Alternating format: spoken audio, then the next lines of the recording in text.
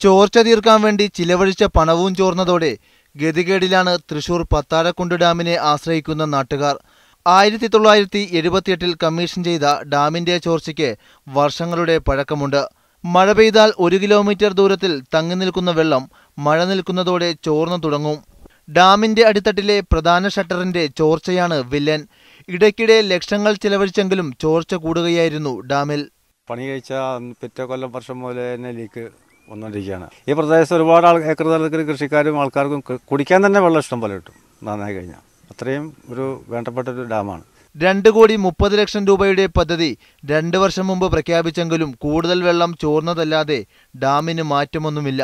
വെള്ളമില്ലാതെ ദുരിതത്തിലായ തൃശൂർ മെഡിക്കൽ കോളേജിലേക്ക് ചുരുങ്ങിയ ചിലവിൽ വെള്ളമെത്തിക്കാൻ ഡാമിലൂടെ സാധിക്കും. MLAയുടെയും മന്ത്രിയുടെയും പ്രഖ്യാപനങ്ങളും ചോർന്നതോടെ കുഴൽക്കിണറുകളാണിപ്പോൾ കർഷകരുടെയും നാട്ടുകാരുടെയും ആശ്രയം. മീഡിയ 1 തൃശൂർ.